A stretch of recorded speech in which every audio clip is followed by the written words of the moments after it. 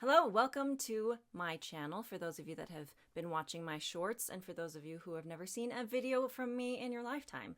Welcome, I'm glad to have you here. Really quickly, I just want to explain why my back wall looks the way that it does. It is one of my shoddy attempts at using whatever's around me to try and soundproof for whenever I record vocal stuff and guitar related content in this absurdly tiny room. So I just happen to have a spare mattress laying around, and so I just pinned it to the wall behind me. So that's what that is, just to get that out of the way. That's not what we're going to focus on today. Today we're going to focus on my fitness journey, and I have been reading my book for becoming a certified personal trainer, and that finally gave me a good framework of how to talk about the subject because I've been thinking about it for a really long time. How was I going to explain it? My relationship with exercise and where I'm at now versus where I used to be, and why I've started to make changes in my life, like this fundamental shift, and my relationship with goal setting, all that jazz. It just like finally became clear to me today as I was studying in my certified personal trainer book about goal setting, that it just like clicked, and I finally can understand how to articulate all of this. So welcome along to my fitness journey, my history, and my trajectory. So I'd like to begin with explaining my backstory around exercise. Growing up, I lived in an old YMCA that was renovated and turned into a house in the 90s. So it had this obscenely large pool in the backyard. And then it had also like an old parking lot in the front. And my dad was really thrifty, and he converted the front yard into a basketball court, and I had basketball practices there. My brothers had basketball practices there. It was regulation size. And then we also had to, because the pool was so huge, we had to like cement a side of it so that we could fill up a part of it, because it would be way too expensive to fill up the whole thing.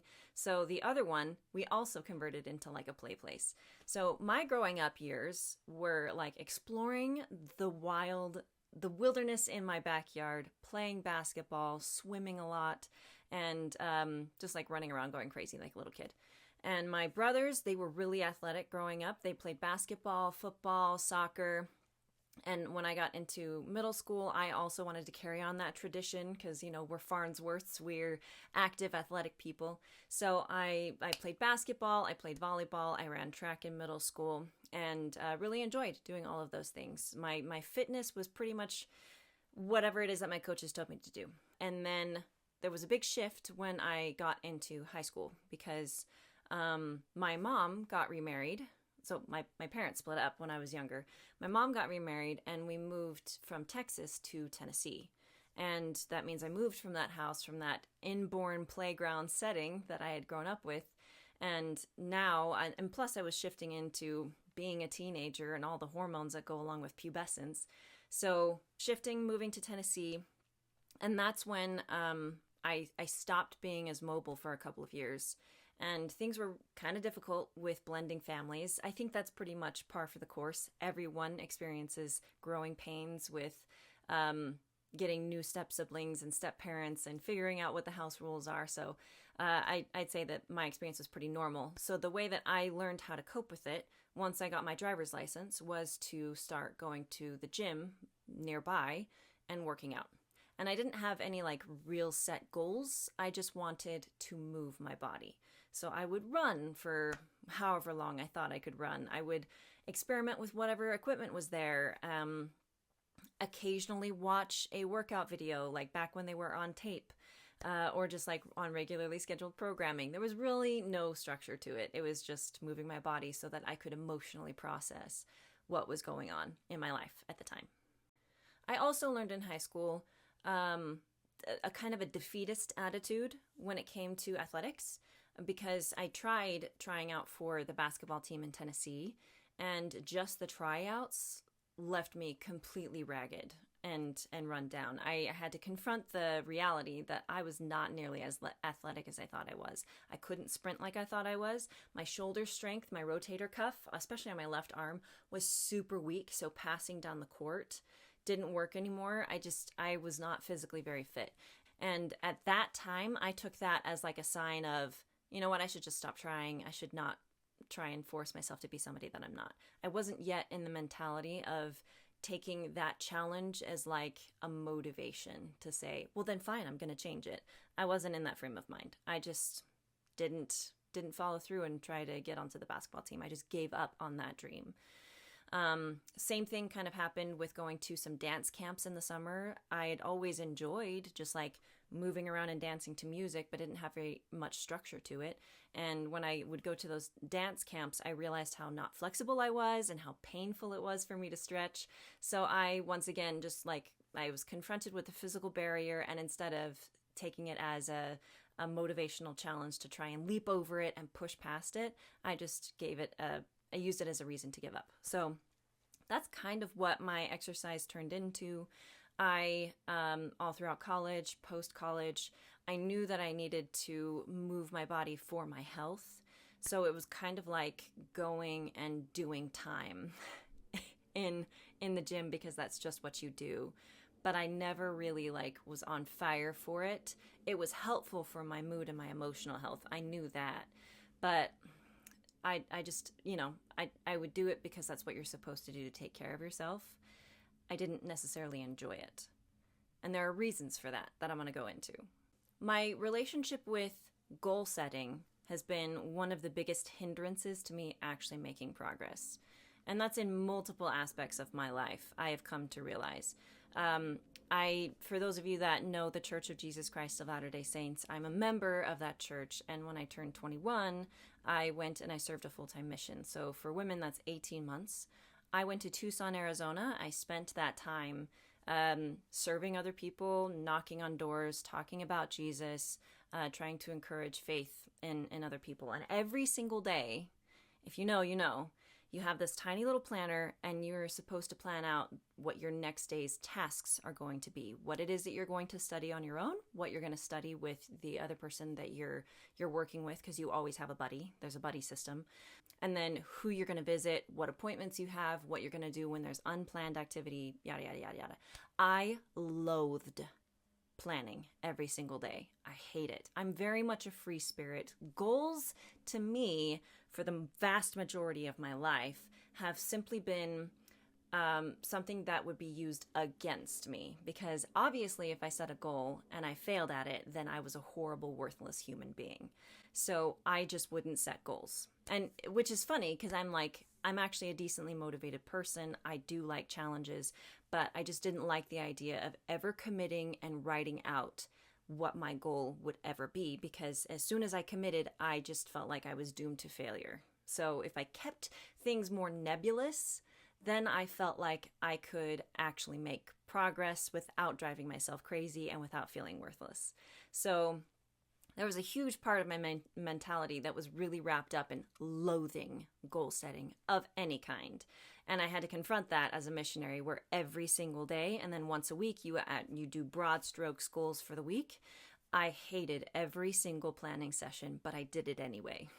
And so I walked away from my mission at least having built up a better tolerance towards goal setting. Still didn't like it, but I could at least set better goals than I did before and take it less personally when I didn't reach them.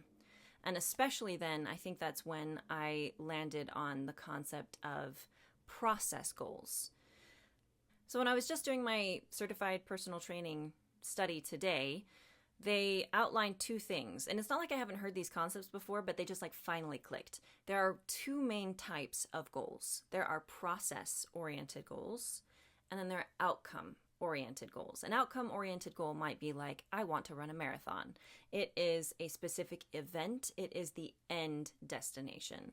Then there are process goals. That might be like how you get there. So instead of just saying, well, I want to run a marathon and going out and running sporadically, you might say 3 times a week, I'm going to run for 20 minutes solid.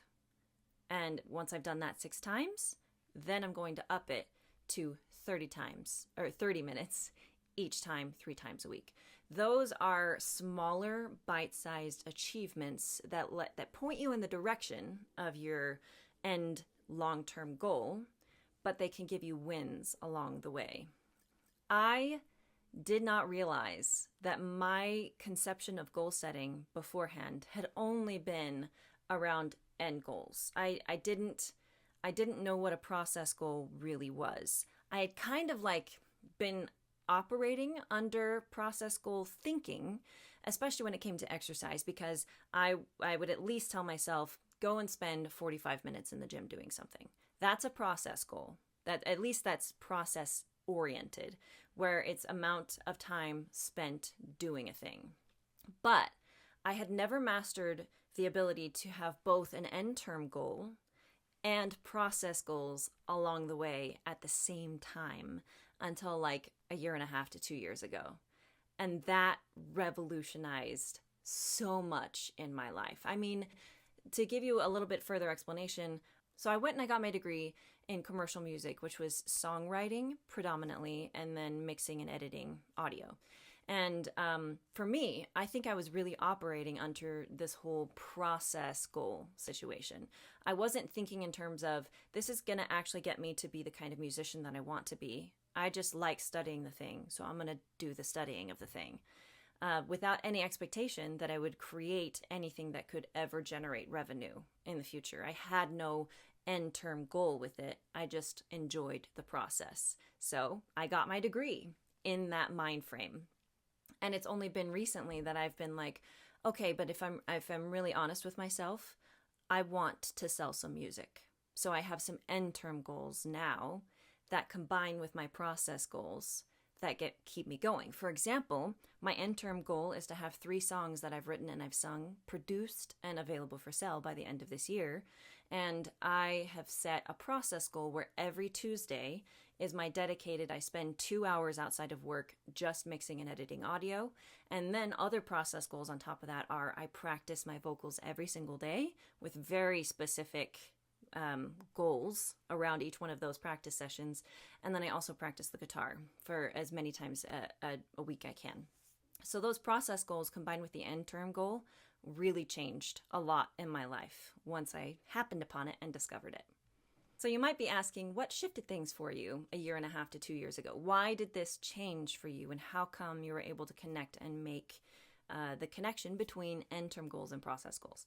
So it was a funny thing. I think I just I saw an exercise video on abs. It was a 30-minute ab, really intense workout.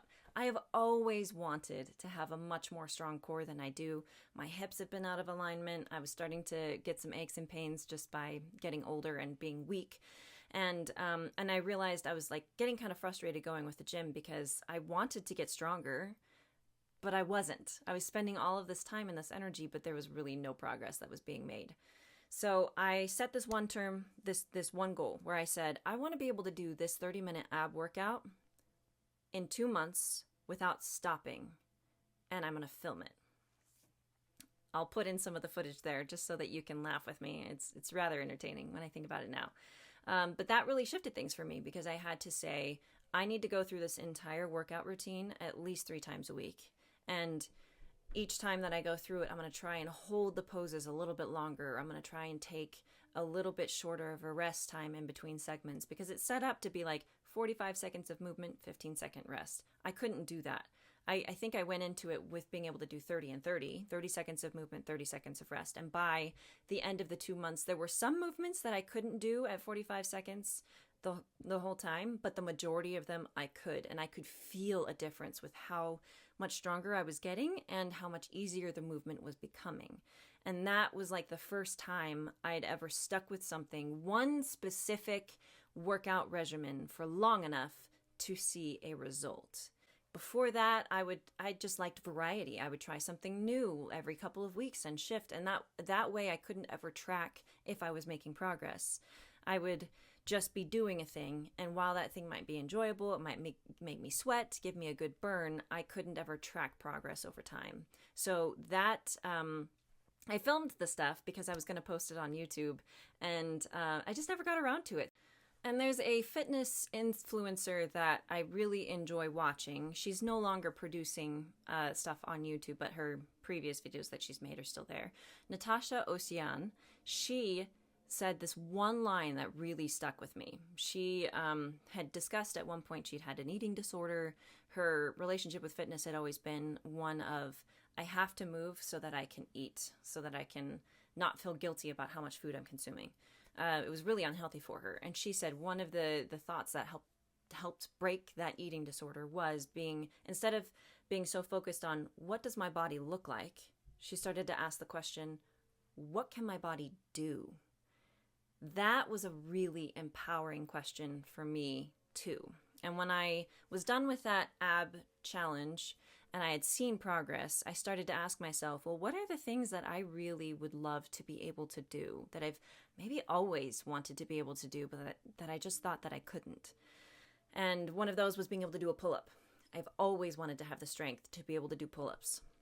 I saw my brothers doing it growing up, and I was like, man, I wish I could. And I would try, and I would just be so bad at it at first that I would stop trying. I've always wanted to be able to do at least 30 push-ups. And I was able to as like a 10-year-old, but puberty happens and you get all gangly and your limbs change size and your muscles change size. And I just wasn't able to regain that again. And then I'd also come across a couple of like calisthenics videos, which is kind of like gymnastics light. And I saw a woman in her 40s being able to do a pistol squat. And I went, that's awesome. I would love to be able to do that. And my mom had done gymnastics in high school, and she had been a gymnastics judge most of her adult life. And I'd always enjoyed watching gymnastics, but I'd never considered the possibility that I could do something like that until I started to ask the question, like, what can my body do? What would I want it to be able to do? And a front handspring came to mind, and back bends and stuff like that. So once I asked that question, what can it do? I started to look up, how can I train towards those things in such a way that doesn't create injury? And these were goals that weren't actually time sensitive for me. These were things that I said, I want to be able to do them as like a bucket list. For as long as it takes to pursue doing them, I'm going to do them.